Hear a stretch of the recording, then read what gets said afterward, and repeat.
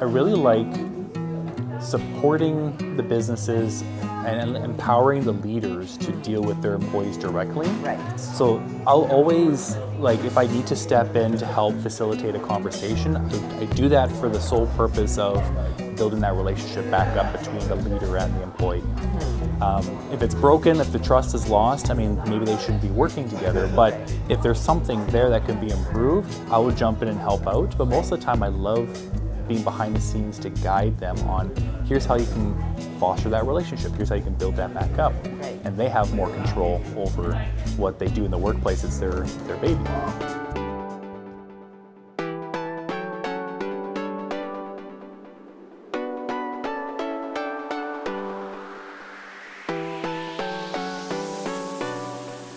Hello and welcome to Coffee Connections podcast. My name is Cindy Chase. This week our special guest is Thomas Stenson. He's a self-proclaimed nerd and he's the founder of Stenson HR Consulting, a firm dedicated to empowering small businesses and nonprofits to achieve their full potential through strategic HR solutions. So stay tuned to meet Thomas. Hey there, it's Cece. Did you know we have a Coffee Connections monthly newsletter? It's packed with insights, tips, and special offers from our amazing tribe members, the business owners and experts who've been featured on our podcast. Stay inspired, discover new opportunities, and make valuable connections right from your inbox. Don't miss out. Click the link in the description below to subscribe and be part of our growing community.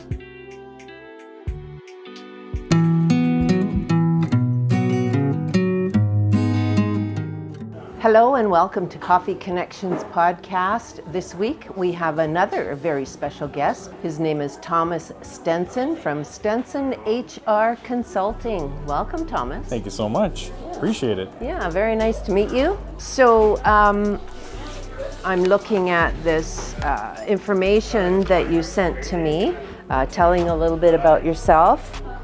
Can I read it? Absolutely. Okay. Says, I'm the founder of Stenson HR Consulting, a firm dedicated to empowering small businesses and nonprofits to achieve their full potential through strategic HR solutions. You've got over 14 years of experience in HR experience, is that what that is? Yeah, absolutely. And you've established yourself as a trusted advisor known for your practical, no-nonsense approach to navigating complex HR challenges. What kind of complex HR challenges do you have under your belt? Well, anything from, the simple hiring to avoiding the firing as much as possible, that spectrum of things, but the complex comes with the long ingrained challenges with people where they just have built bad habits, or there's a toxic workplace, or the workplace investigations or grievances.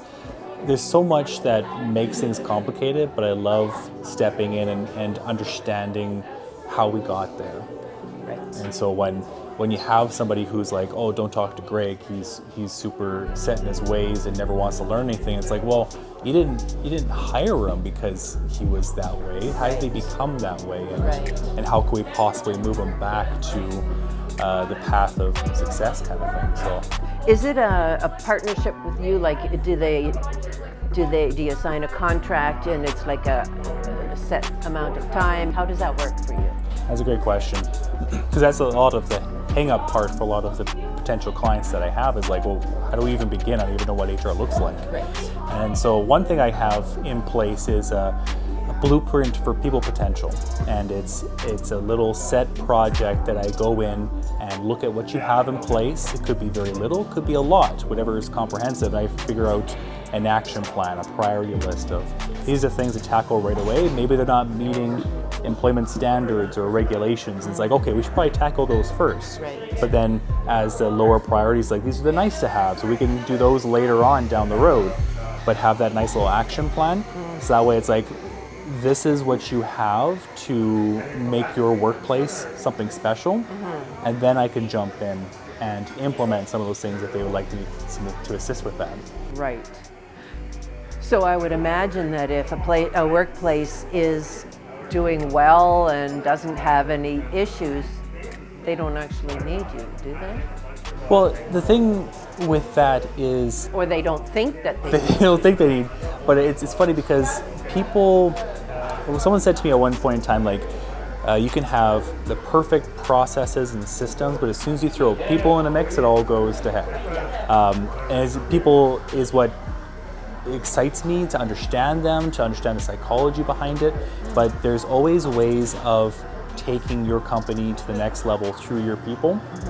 And so even though you're like, you know what, things are running really well, all it takes is something to happen from home with that employee, where it's like, you know, something's changed in my home life, and now all of a sudden my work has gone downhill at work, and it's the reactions you have to that. So I do a lot of time, not necessarily there's something broken in the workplace, I'll also partner with the leaders and owners of these businesses to continue to bounce ideas off each other, be that sounding board for them for like, something just happened, I don't know how to deal with it. Great, let's talk about it. Right. I really like supporting the businesses and empowering the leaders to deal with their employees directly. Right. So I'll always, like, if I need to step in to help facilitate a conversation, I do that for the sole purpose of building that relationship back up between the leader and the employee. If it's broken, if the trust is lost, I mean, maybe they shouldn't be working together, but if there's something there that can be improved, I would jump in and help out. But most of the time I love being behind the scenes to guide them on, here's how you can foster that relationship, here's how you can build that back up. Right. And they have more control over what they do in the workplace. It's their baby. It's great because when I deal mostly with small businesses and nonprofits who don't have their own HR department and give them that advantage that their counterparts might not have. But when I do this, they may not know what HR is. They may not even know what marketing is, depending on, because they were good at something, they started a business and it started to grow. Right. And every time I work with them, it's like, you know what, you could really benefit from a marketing expert to come in and do this, or, you know what, I think you might actually benefit to have a bookkeeper come in and take that off your plate. Right.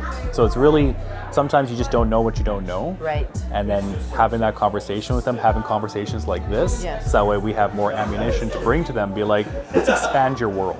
Right. I'm going to steal a tagline here from one of my peers, but it's being able to hire people to expand your business. Basically, I'll help you with your people to grow your business so you can concentrate on minding your own business. Right. You're growing the business and concentrating on versus being in the weeds constantly. Right. It's a lot of points of view with this where, you know, you started something, you're going to build it up, it's a passion project, it's your baby, but being able to delegate that to staff sometimes is challenging. And what does that even look like? Like, I hired somebody and they're doing this, I don't even know if they're doing it well.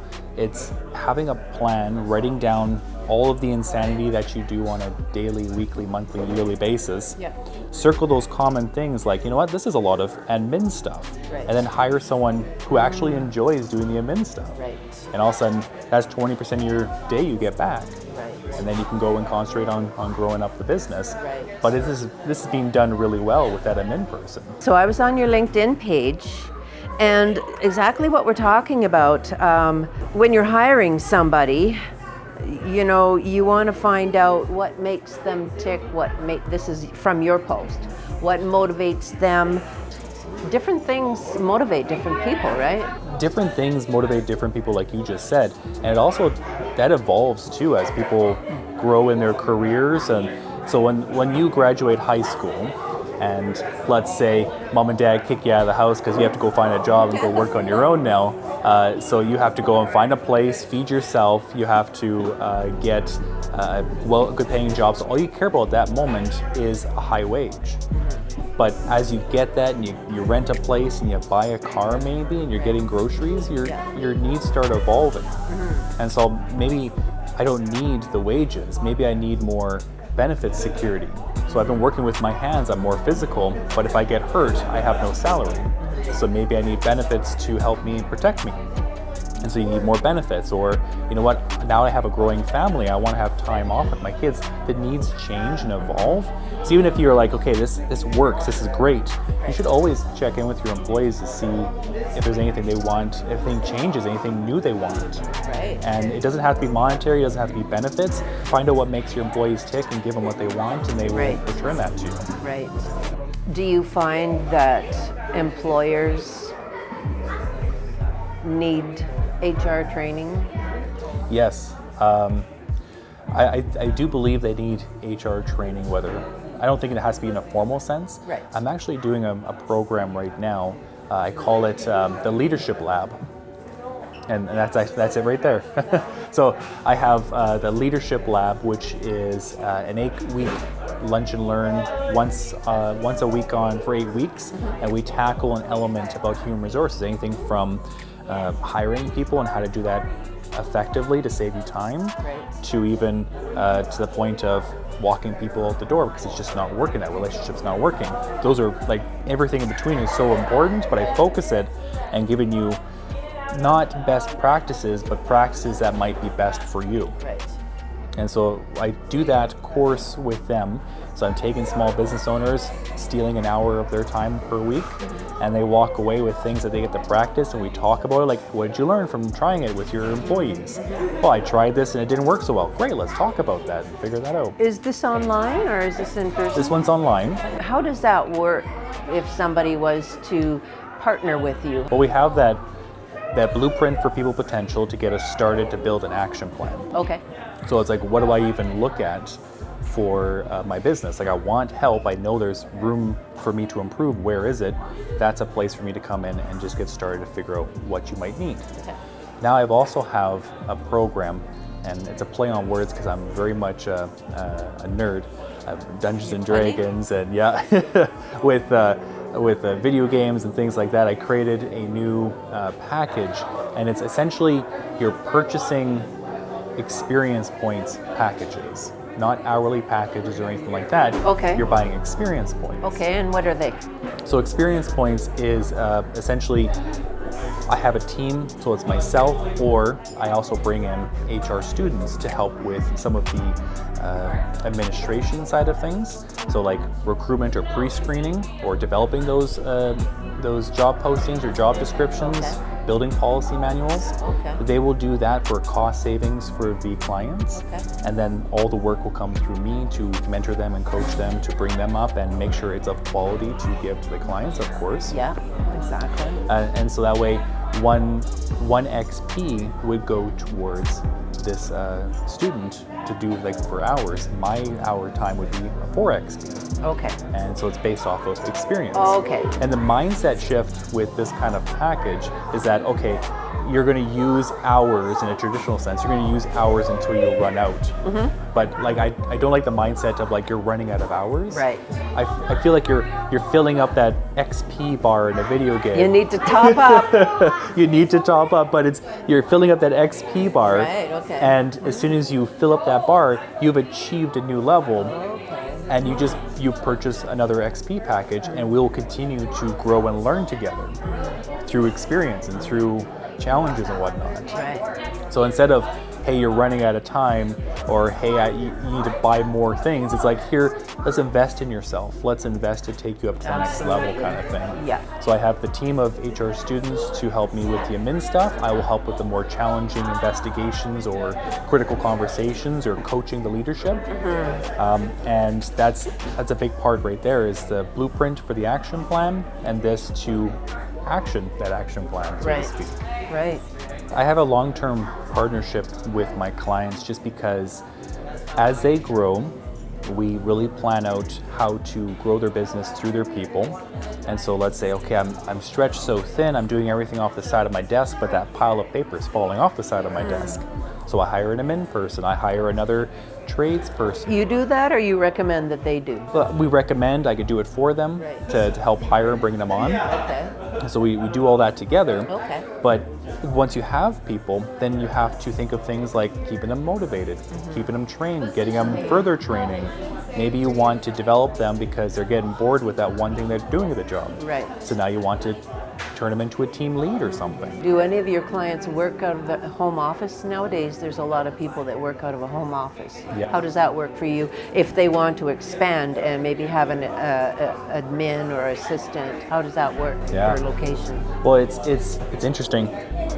So specifically on like virtual work or working remotely, if your business can support it, absolutely, it's a great cost savings to you. You can do things to get the quality people on board. For instance, like, hey, you know what? I'm going to hire you on, and I'm going to pay for some office furniture to renovate your home office, kind of thing. Right. But when they're working from home, they're getting the benefits, they see the perks of it.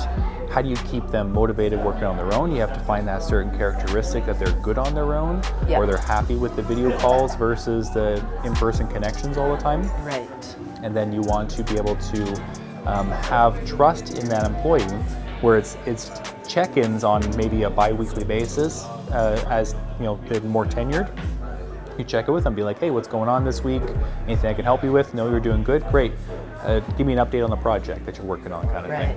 So it's just, you want them to be accountable, but you also have to show them what accountability looks like too. See, it's hard because I'm from a background of paid by the hour. That's the way it used to be. And so there's a mind shift that has to take place, right? Absolutely. And here's a hot take, I think. But with the hourly piece where you have 8 hours to get something done. So let's say a person starts their career and it takes them 8 hours to do the alphabet before they're done their day.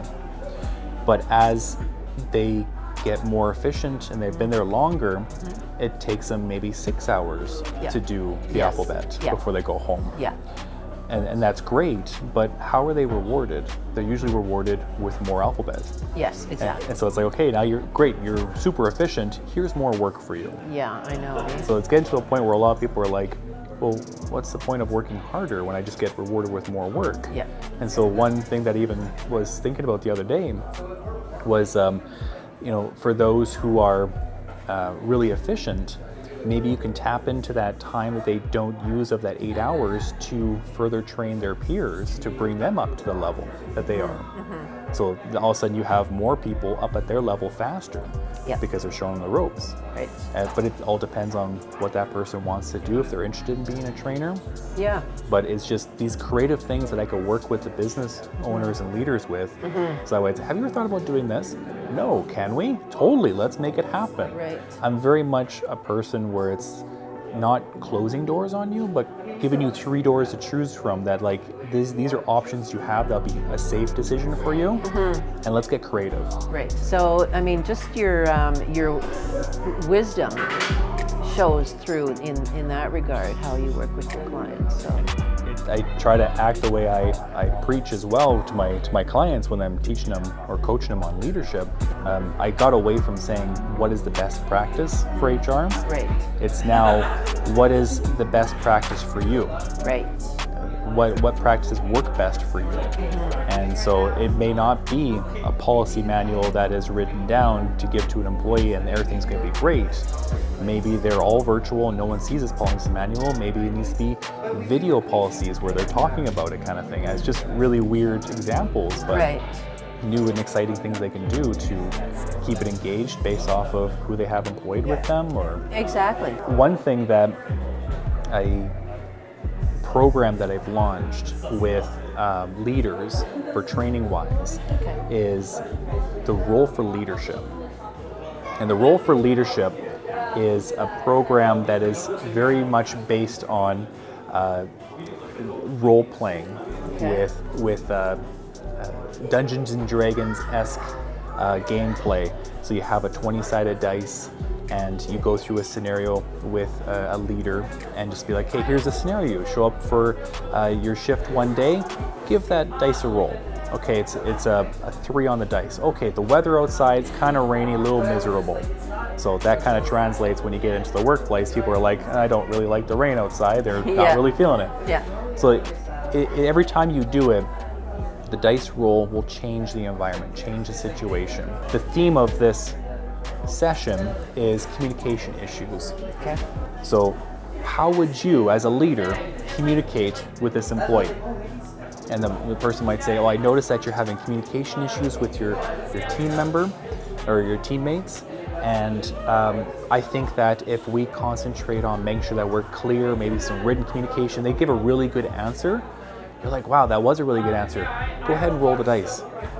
How do they respond to that? Because just like in life, it will change depending on if the person's got a full 8 hours of sleep, if they got their 6th cup of coffee for the day. Exactly. Yeah. And so that the replayability of them to come back and do that same session over and over again to get different results is where we were talking about earlier, is the learning within failure. Yes. There's so much learning to happen within failure, but you want a safe place to make those mistakes. Right. I'm not going to sit there and be like, no, you shouldn't say that. Right. I want to show you, if you say that, this is what might happen. And we're going to role play that. And it gives you that environment to try things. Right. Which will give you that opportunity to develop yourself in a way that you're comfortable with. That's the beauty of the role-playing aspect, is like people who are coming to this class to learn more how to be better leaders, I'm going to play that role of the employee. And Yes. I'm going to, based off of that role, it's like, oh, you have that nat one, that lowest thing. So I'm going to shut down. And I'm going to give you the worst Make response you work possible. for Yeah, it, eh? exactly. So it's like, I really need you to show up for your shifts on time. And it's important to me because it helps with everybody has to work more if you're late constantly. Well, that's a great thing to say to your employee. Roll the dice, you got a nat one. I don't feel like showing up on time.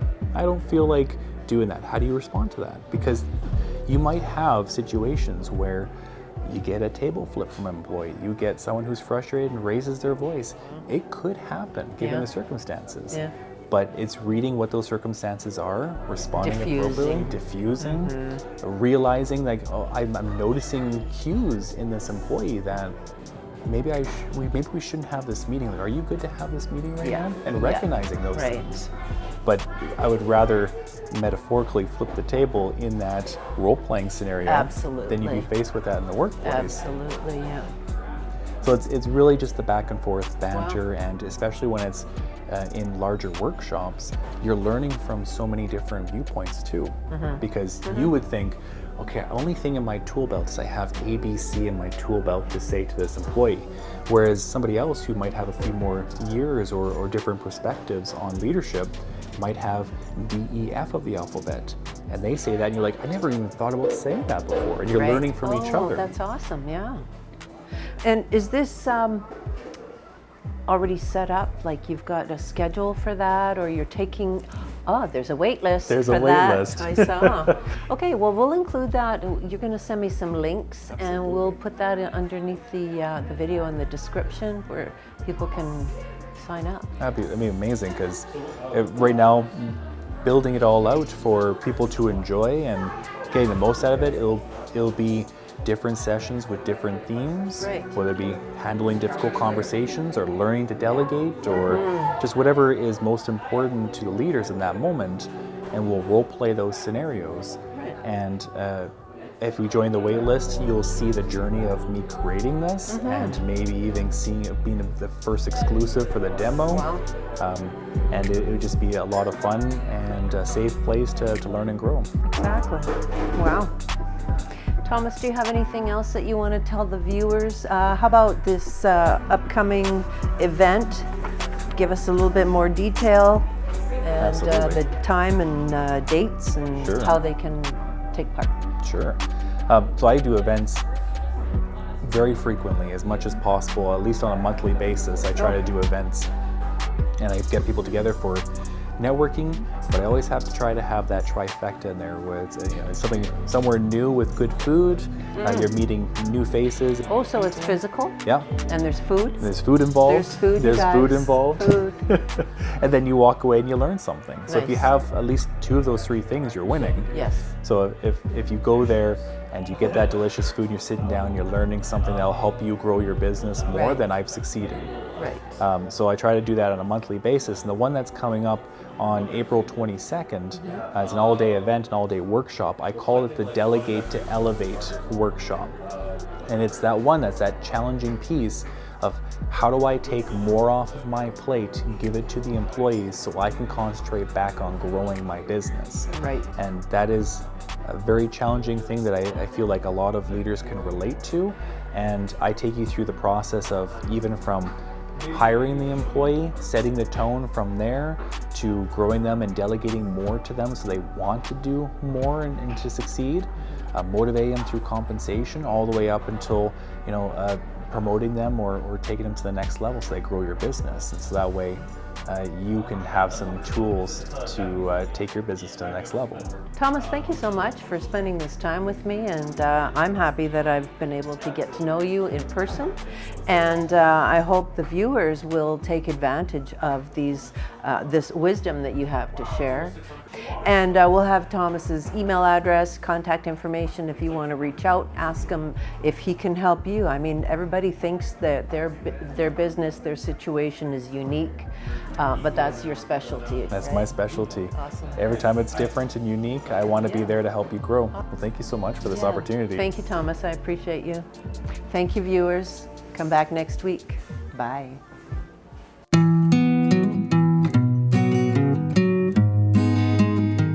So I just want to say thank you to Thomas for being my guest, meeting me. We had our interview over at Swirl Cafe and Games. They're pretty fabulous themselves. And last but not least, thank you for watching our podcast. If you want to be a guest, let me know, or if you know somebody that has a great story. They don't actually have to be an entrepreneur. They can just be an ordinary person that has a motivating story to share. We would like to hear from you. Go to our website and go to the contact page and send me an email. Don't forget to like and subscribe, and we will see you next week. See ya. Bye.